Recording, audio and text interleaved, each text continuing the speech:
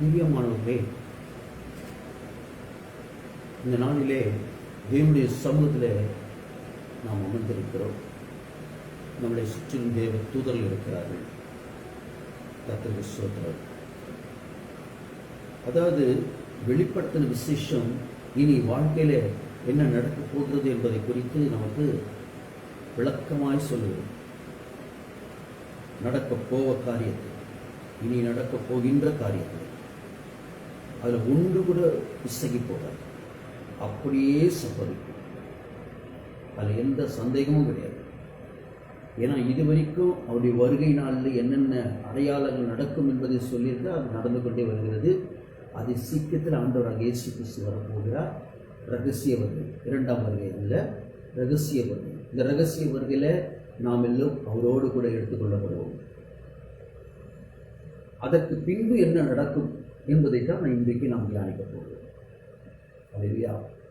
இப்போ நீங்கள் ஆமோஸ் புத்தகத்தில் 8வது அதிகாரம் 11வது வசனம் சொல்கிறது, இதோ நான் தேசத்தின் மேல் பஞ்சத்தை அனுப்பும் நாட்கள் வரும். என்ன வருமா? பஞ்ச நாள் வரும். ஆகார குறைவினால் உண்டான பஞ்சம் அல்ல, சாப்பிட்ற உணவு இருக்குது, அதில் பஞ்சம் உண்டாகாது. அடுத்தது, ஜலக்குறைவினால் உண்டாகிய தாகமும் அல்ல. தண்ணீர் கிடைக்காம அவங்க தாகத்தில் தத்தளிப்பாங்களா? அதுவும் கிடையாது. அப்போ என்னதான் பஞ்சம்? கர்த்தருடைய வசனம் கேட்க கிடையாத பஞ்சத்தை அனுப்புவேன் என்று கர்த்தராகிய ஆண்டவர் சொல்கிறார். என்ன பஞ்சம் வரப்போது? கர்த்தராகிய இயேசு கிறிஸ்துவுடைய வார்த்தை கிடையாத பஞ்சம் வரப்போகுது. அல்லேலூயா. இந்த அப்பம் கிடைச்சி என்ன பிரயோஜனம்? அந்த அப்பம் கிடைச்சாதான் வாழ்க்கையில் என்ன செய்ய முடியும்? அவங்களால நிற்க முடியும். அல்லேலூயா. வார்த்தை பரிசுத்த ஆவியானவர். அந்த வார்த்தை நமக்குள்ள வரும்போது ஆட்டோமேட்டிக்காக பரிசுத்த ஆவியானவர் உள்ள வந்துடுவார். அந்த வார்த்தை நம்மளை பலப்படுத்தும். இன்னைக்கு நம்ம நிற்பதும் நிர்மூலமாக இருப்பது அனைத்துமே இதில் தான், வார்த்தையில் தான். இந்த வார்த்தை கிடைக்காத பஞ்சம் உண்டாகும் என்று வேதம் சொல்லியிருக்கிறேன். அல்லேலூயா. அப்போ நம்ம தான் எடுக்கப்பட்டு போயிடுவோமே.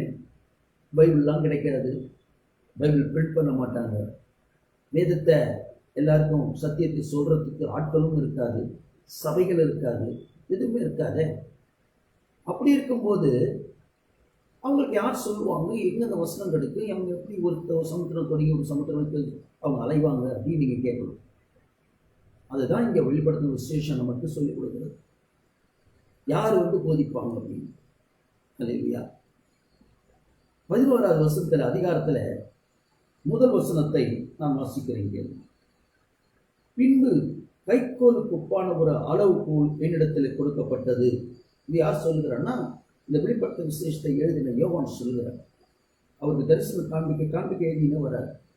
இது எது நடக்க போகுது, இது எது நடக்க போகுதுன்னு சொல்றாரு. சொல்ல அவர் எழுதி கொண்டே வருகிறார். அதில் அவருக்கு என்ன நடக்குது பாருங்க.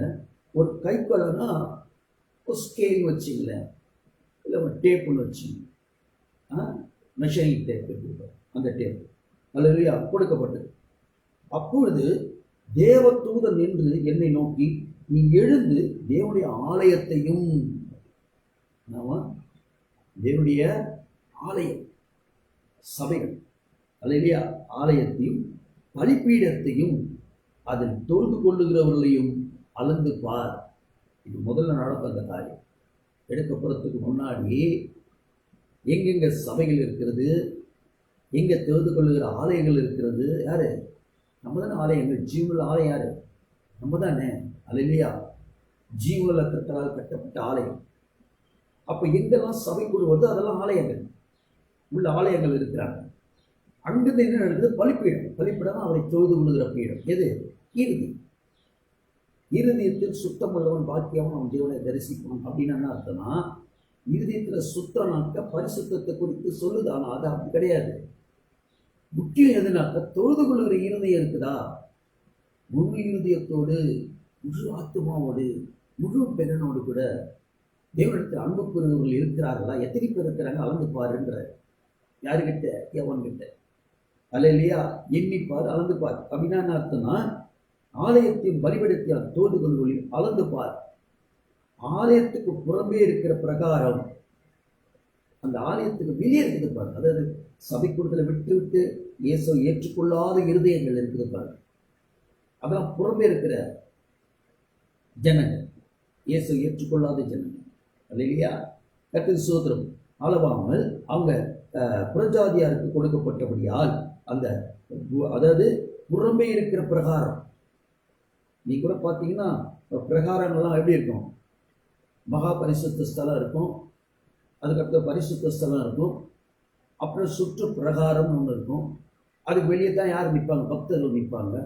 பரிசுத்த ஸ்தலத்தில் வந்து அந்த ஆசிரியர் என்ன வந்து இவங்ககிட்ட பலியை வாங்கிட்டு போயிட்டு மகா பரிசுத்த ஸ்தலத்துக்குள்ளே போய் அதை பலியிட்டுட்டு வருவாங்க. அப்போனா பிரகாரம் என்ன அர்த்தம்? அந்த ஆலயத்துக்குள்ளே நுழைய முடியாது. அவங்க அதுக்குள்ளே வர முடியாது, பரிசுத்தத்துக்குள்ளே வர முடியாது, வெளியே தான் நிற்கணும். அது இன்னைக்கு நடைமுறையில் நீங்கள் பார்க்குறீங்க.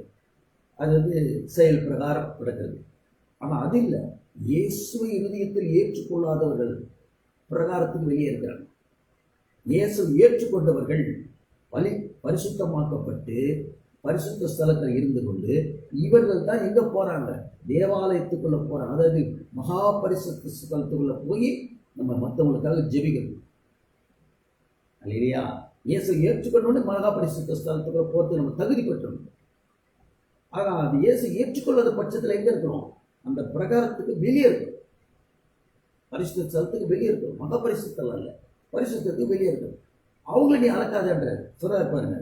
அந்த பிரகாரம் புறஜாதிகளுக்கு கொடுக்கப்பட்டபடியால் அதை அளவாமல் அதை புறம்பாக்கி போடு. அதை என்னது?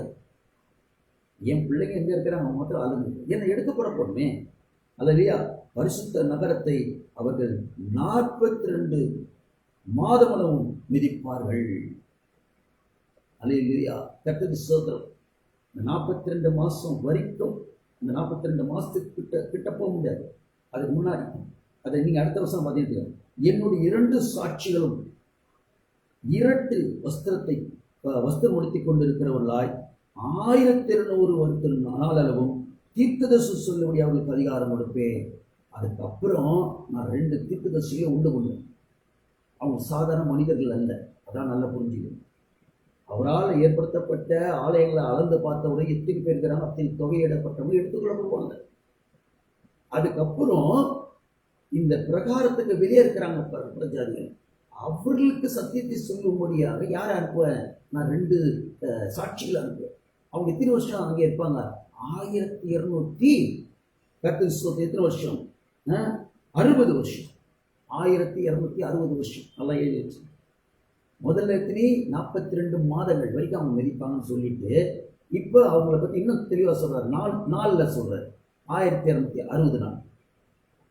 அல்ல இல்லையா? கர்த்தருக்கு ஸ்தோத்திரம். அதுக்கு அடுத்தது நீங்கள் பாருங்கள். 42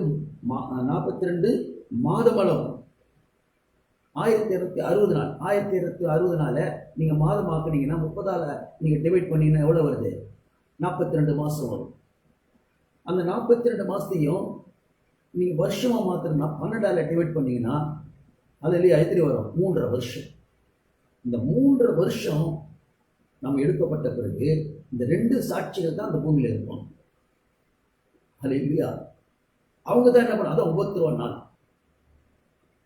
அந்த நாளில் என்ன பண்ணுவாங்க? அவங்க எல்லாருக்கும் இயேசுவை பற்றி சொல்லி வருவாங்க. அது இல்லையா? அப்போ பிசாசு என்ன பண்ணும்? இயேசுவை பற்றி சொல்கிறவங்கள கொலை பண்ணாங்க. இன்னைக்கு வரைக்கும் அது கொலைப்படி தானே இருக்குது. இன்னைக்கு வரைக்கும் கிறிஸ்துவ பற்றி சொல்கிறவங்க அவங்க பகையாளியாக தானே இருக்கிறாங்க. இது செய்யக்கூடாது, அதை செய்யக்கூடாது, நல்லது சொல்கிறவங்க எல்லாமே அவங்க பகையாளி தான். கெட்டது யார் சொல்கிறோம்? அவங்க தான் சிநேகிதன். அது இல்லையா? நீங்கள் பரலோகத்துக்கு உரியவர்களாக இருக்கிறபடினால தான் உலகம் உங்களை பகைக்கிறது. வசனம் சொல்லுது. நீங்கள் பரத்துக்கு ஏற்றபடியாக நடக்கிறபடினால இந்த பூமியில் உலகம் வந்து அதை ஏற்றுக்காது. ஏன்னா உலகம் வந்து யாருக்கு இருக்குது? சாத்தானுடைய ஆட்சியில் இருக்குது, அவனுடைய அண்டரில் இருக்குது. அப்போ அவன் நம்மளை பகைப்பான். இன்னைக்கு வரைக்கும் அது நடக்குது. அல்லேலூயா. ஆக என்ன நடக்குதுனாக்கா, இவங்க எடுக்கப்பட்ட பிறகும் அந்த உலகம் அவங்க பகைக்கும். யார்? அந்த 2 பேர். அவங்க வந்து என்ன பண்ணுவாங்க? இயேசுவை பற்றி பிரசங்கம் பண்ண ஆரம்பிச்சுருவாங்க. அல்லேலூயா. அதை சொல்ல பாருங்க. 2 சாட்சிகளும் 1000 தீர்க்கதரிசனம் சொல்லி அதிகாரத்தில் கொடுப்பேன். பூலோகத்தின் ஆண்டவருக்கு முன்பாக நிற்கிற 2 ஒலிவ மரங்களும் 2 விளக்கு தண்டுகளும் இவர்களே. இது வரைக்கும் நம்மள வச்சிருக்காரு விளக்கு தண்டா. எழுப்பி பிரகாசி, ஆண்டவர் சொல்ற எழுப்பி பிரகாசி. அதுக்கப்புறம் நான் சொல்றாரு, நீ மறைவில் இருக்கக்கூடாது, மரக்கால்கள் உன்னை மூடாத, விளக்கு தண்ணி மேல வையின்றார், நீ எழுப்பி பிரகாசின்றார். இயேசு பற்றி எல்லாருக்கும் சொல்லு, இன்னும் கொஞ்ச நாள் தான் அது சீக்கிரத்தில் வந்துடுவேன், நான் வந்து உன்னை கூட்டிகிட்டு போயிடுவேன். அதுக்குள்ள குறுகிய நாளுக்கு தான் இடைவேளை இருக்குது. அதுக்குள்ள அவன் ரொம்ப செயல்படுறான் பயங்கரமாக. எத்தனை பேரை பாதாளத்தை கொண்டு போகலான்னு சொல்லிட்டு பாதாளம் என்ன செய்தான், ஆவென்று பிறந்திருக்குதான் வாயை. எத்தனை பேர் அப்படி கொட்டு தான் திரும்பி ஜனங்களை, வியாதிகளை கொண்டு வந்து, அவங்க மரணத்தை கொண்டு வந்து அவங்க கொண்டு போய். ஆனால் நீ உயிராக இருக்கிற என்ன பண்ணு, எல்லாருக்கும் எவ்வளவு பேர் உயிராக இருக்கிற அத்தனை பேர் சொல்லினே வா, இயேசுவை பற்றி என்ன செய்ய சொல்லுன்ற. அது இல்லையா? இப்போ இவங்க சொல்ல ஆரம்பிக்கிறாங்க பாருங்க, தீர்க்க சொல்ல முடியாது. பூலோகத்தில் இவங்க தான் 2 விளக்கத்தண்டா இருப்பாங்க. அப்போ அது இல்லையா? ஒருவன் அவர்களை சேதப்படுத்த மனதாக இருந்தார். எப்படி நம்மளை கிறிஸ்துவை எதிர்த்து அவங்களை கொலை பண்ணுறாங்க, அடிக்கிறாங்க, சமூகத்தில் பூந்து வைக்கிறாங்க, அந்த மாதிரிலாம் பண்ணுறாங்க இல்லையா? அதே மாதிரி யாரை பண்ண பார்ப்பாங்க, இந்த 2 பேரை பார்க்க செய்வாங்க. அது இல்லையா? நம்ம மனுஷர்கள் நம்மளை அடிச்சா செத்துற போகிறோம், அது வேறு. அவங்க யாரு? தேவ தூதர்கள், பரத்திலிருந்து இறங்கி வந்த 2 சாட்சிகள். அது இல்லையா? அவங்க தான் சாட்சி வசனத்தை சொல்லி வருவாங்க இயேசுவை பற்றி. அவங்க ஒருவன் அவர்களை சேதப்படுத்த மனதாக இருந்தால் அவர்களுடைய வாயிலிருந்து அக்கினி புறப்பட்டு அவருடைய சத்துக்களை பட்சிக்கும். அவர்களை சேதப்படுத்த மனதாக இருக்கிறவன் எவனோ அவன் அப்படியே கொல்லப்பட வேண்டும். யாரும் அவன் எதிர்த்து நிற்க முடியாது 2 பேர்கிட்ட. அது இல்லையா? இயேசுவை பற்றி எல்லா இடத்துல உலகம் ஃபுல்லாக சொல்லுவாங்க, உலகம் ஃபுல்லாக வருவாங்க, ஒரே இடத்துல இல்லை. அவங்க எங்கேருந்து தோன்றுவாங்க தெரியுமா உங்களுக்கு? அதையும் சொல்கிறேன். அவங்க எங்கே மரணம் அடைவாங்கன்றதையும் சொல்கிறேன். பிற்பாடு சொல்கிறாரு. இல்லை இல்லையா? நீங்கள் கேட்கலாம், எங்கேருந்து வருவாங்க, எந்த ஊர்லேருந்து அவங்க கிளம்புவாங்க, நீங்கள் கேட்கலாம். இந்த 2 சாட்சி இருக்கா, நம்ம இந்தியாவிலேருந்து கிளம்புமா, இல்லை அமெரிக்காவிலேருந்து கிடைக்குமா, இல்லை ஆஸ்திரேலியாவிலேருந்து கிடைக்குமா, இல்லை லண்டன்லேருந்து கிளம்புமா, நீங்கள் கேட்கலாம். உலகத்தில் எந்த இடத்துல அவங்க பிறப்பாங்க, எங்கே புறப்படுவாங்க அப்படின்னு நீங்கள் கேட்கலாம். அதை நான் சொல்கிறாங்க வரோம் வசனத்தில். அல்ல இல்லையா? கர்த்தருக்கு ஸ்தோத்திரம். பாருங்க, அவங்க ஒரு விஷயம், அவர்கள் தீர்க்கதரிசனம் சொல்லி வருகிற நாளிலே மழை பெய்யாதபடி வானத்தை அடைக்க அவர்களுக்கு அதிகாரம். உபத்திரவம் நம்ம இருக்கிற வரைக்கும் தான். அதுக்கப்புறம் மழையெல்லாம் இங்கே எதிர்பார்க்க முடியாது. ஆண்டவர் ஏற்றுக்குனா உண்டு, இல்லைன்னா என்ன பண்ணுவார் ஆண்டவர்? இப்போ எப்படி நம்மளை இந்த நாளில் நம்மளை வந்து கிருபையாக காப்பாற்றி வர்றாரோ, அதே போல் அந்த நாளில் அவங்க சுவிசேஷம் சொல்லி வருகிற நாளில் ஏற்றவர்கள் கிருபையாக காப்பாற்றி கொள்வார். மற்றவர்கள் எல்லாம் வெறுக்கிறவர்கள், அவர் எதிர்க்கிறவர், அவர் கொல்ல நினைக்கிற அந்த 2 பேர் சாட்சிகளை அவர்களுக்கு என்ன வராது, மழை பெய்யாது. மழை பெய்யலன்னா என்ன ஆகும்? அல்லேலூயா. கர்த்தருக்கு ஸ்தோத்திரம். அவங்களுக்கு அதிகாரம் கொடுக்கப்படும். அதுக்கு என்ன, அதுக்கு அடுத்து சொல்றாரு, அவர்கள் தண்ணீரை ரத்தமாக மாற்றவும். குடிக்கிற தண்ணியெல்லாம் என்ன பண்ணிடுவாங்க, ரத்தமும் மாற்றி இருக்கும். எதை குடிப்பது? அப்புறம் அல்லேலூயா. கர்த்தருக்கு ஸ்தோத்திரம். அதுக்கு அடுத்தது பாருங்க, தங்களுக்கு வேண்டும் போதெல்லாம் பூமி சகலவித வாதிகளால வாதிக்கும் அவர்களுக்கு அதிகாரம். சகலவித வியாதி, எகிப்தில் வரப்பண்ணி அத்தனை வியாதியும் வரும். எப்பொழுது?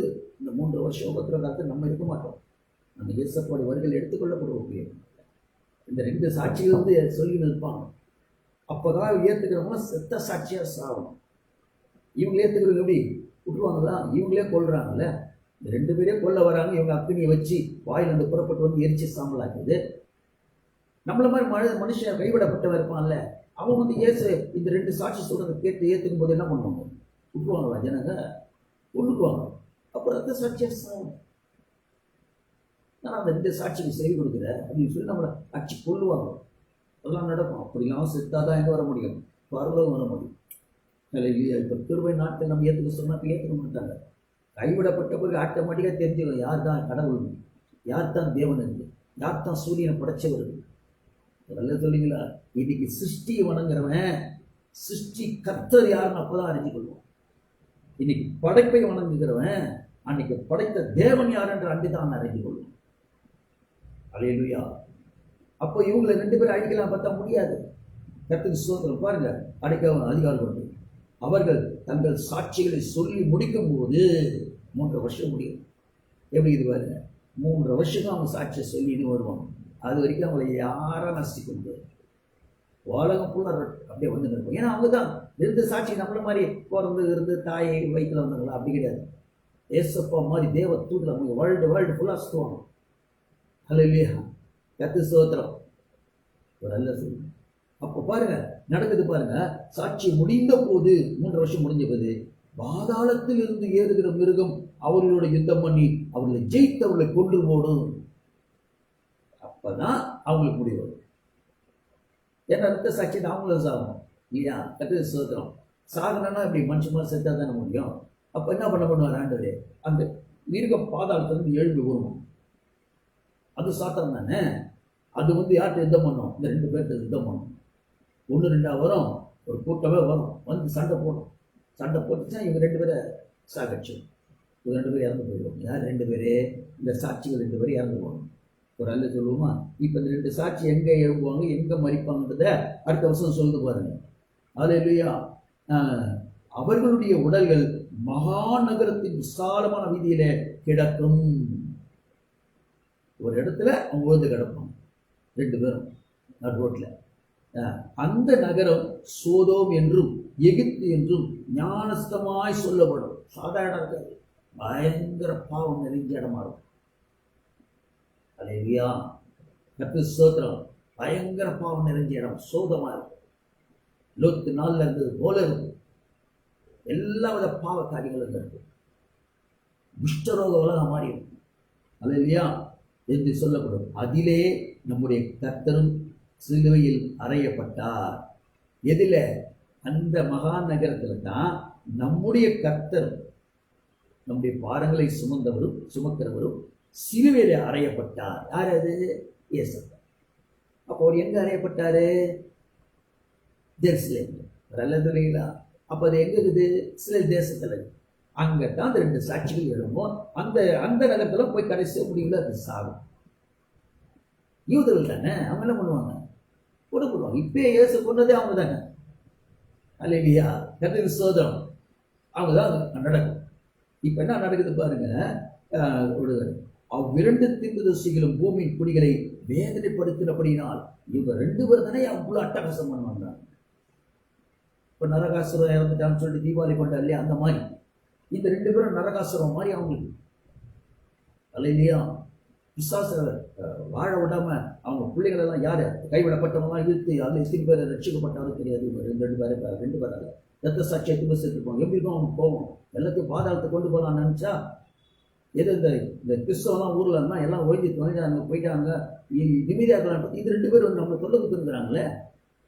அப்ப அவங்க எப்படி இருக்கும்? ஹல்லேலூயா. வைத்தச்சில் இருப்பாங்களே. இப்ப 2 பேரை செத்துட்டாங்கன்னா எப்படி இன்னும் அவங்களுக்கு பெரிய நரகாசுரம் செத்தா மாதிரி. நல்லது இல்லைங்களா? அதனால என்ன நடக்குது பாருங்க. ஜனங்கள், கோத்திரங்கள், பாஷக்காரர்களும் என்ன பண்ணாங்கன்னா ஜாதிகளும் அவருடைய உடல்களை 3 நாள் வரைக்கும் பார்ப்பார்கள். அவருடைய உடல்களை கல்லறையில் வைக்க ஒட்டார்கள். ஹல்லேலூயா. அவங்க 3 பெரிய சாவை அடக்கம் கூட விட மாட்டாங்க. அடக்கிட்டா அப்படியே நடுவது. ஹல்லேலூயா, கர்த்தருக்கு ஸ்தோத்திரம். அது அப்படியே காஞ்சியா நம்ம பறவைலாம் சாப்பிட்டு போட்டோம் அப்படின்னு விட்டு. ஹல்லேலூயா.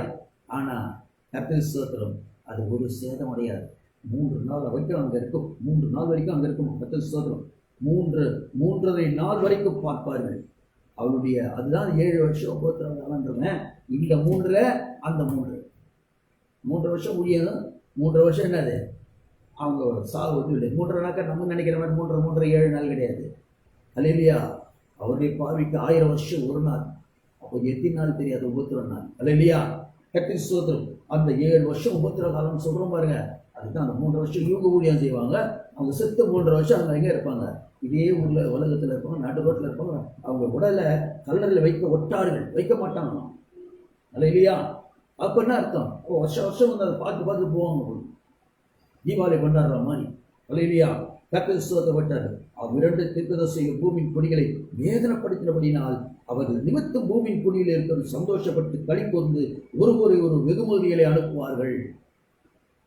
ஹல்லேலூயா. ஒரே பண்டிகை நாள் தான். பலகாரம்னா வெகுமதினா ஜாலியா இருப்பாங்க. கர்த்தருக்கு ஸ்தோத்திரம். எவ்வளவு நாளைக்கு? அந்த மீதி 3 வருஷம். ஹல்லேலூயா, 3 வருஷம். அதுக்கடுத்த பாருங்க, 3 நாளுக்கு பின்பு தேவனிடத்தில் ஜீவ ஆவி அவர்களுக்கு பிரவேசித்தது. 3 நாளைக்கு பின்பு தேவனிடத்திலிருந்து எப்படி ஜீவ ஆவியை கொடுக்கிறார்?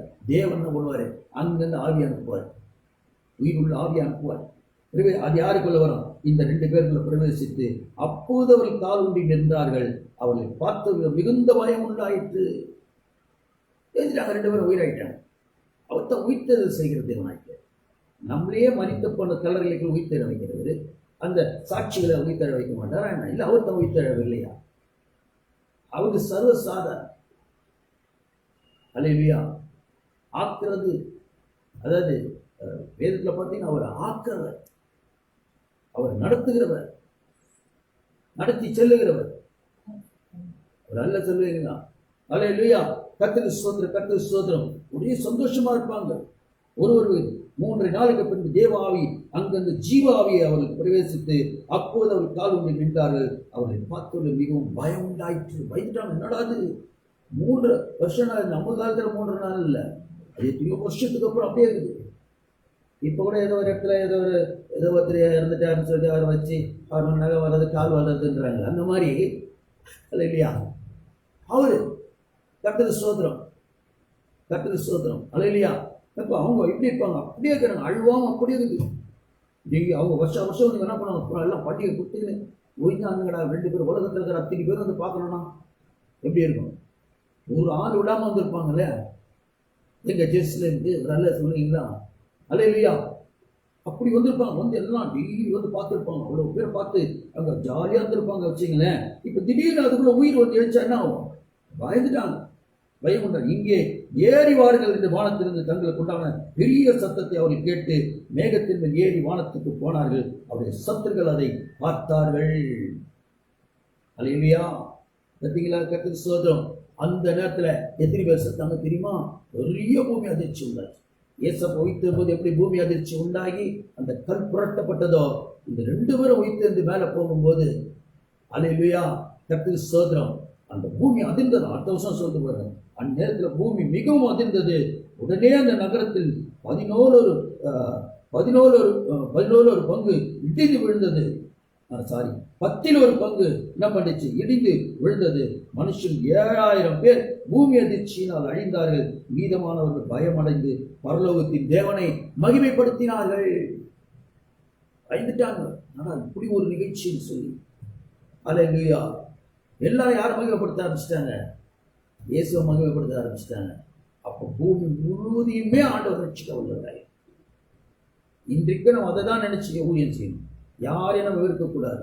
எல்லாருக்கும் சத்துக்களை சிநேகி, சபிக்கிறவர்களை ஆசீர்வதி, உன்னை பகைக்கிறவர்களுக்கு நன்மை செய், உன்னை நிந்தித்து தின்பமான வார்த்தைகள் பேச அவர்களுக்காக என்ன பண்ணு? ஜெபம் பண்ணு என்று கர்த்தர் சொல்லுகிறார் அல்லவா? அல்லேலூயா. அப்படி இருக்கும்போது நாம் என்ன செய்யணும்? ஆண்டவரை பற்றி எல்லாருக்கும் மகிமையாக எடுத்து சொல்லணும். சொல்லிக்கினே வாங்க. அதி சீக்கிரத்தில் ஆண்டை வருக வரும். அந்த நாளை நாம் எடுத்துக்கொள்ளப்படுவோம். நம்ம ஜெபம் பண்ணுவோமா? அன்பு மகா பரிசுத்தம் நிறைந்த எங்கள் நல்ல பொருளுக்கு பிதா, உன்னை நன்றியோடு கூட ஸ்தோத்தரிக்கிறோம். ஆண்டவரை இந்த வெளிப்படுத்தும் விசேஷம் 11 அதிகாரத்தில் நடக்க போற காரியத்தை நாங்கள் கிறிஸ்துவர்கள் எல்லாரும் அறிந்திருக்கிறோம். வார்த்தையை பற்றி எங்களுக்கு நல்லா தெரியும். வானமும் பூமி ஒழிந்து போக என் வார்த்தை ஒரு நாள் அழியாது, ஒழியாது என்று நீங்கள் சொல்லியிருக்கிறீங்களே, அப்படியாக இந்த வார்த்தையின்படி நாங்கள் பலன் கொண்டவர்களாய் ஊழியம் செய்து வர கர்த்தர் கிருபை செய்யும்படியாக நாங்கள் ஜெபிக்கிறோம். பலத்த கருத்துக்குள் எங்கள் ஒவ்வொருடைய ஆவி ஆத்துமா சரீரத்தை வைக்கிறோம். அல்லேலூயா. உன்னை தொடுகிறவன் என் கண்மணியை தொடுகிறான் என்று சொன்னீரேன். அப்படியா வேலை அடைத்து பாதுகாத்துகள். பரிசுத்த ஆவியான ஒத்தாசை நஸ்ரேனாகிய இயேசு கிறிஸ்து நாமத்தினாலே கேட்கிறேன். ஜீவனுள்ள நல்ல பிதாவே, ஆமென், ஆமென்.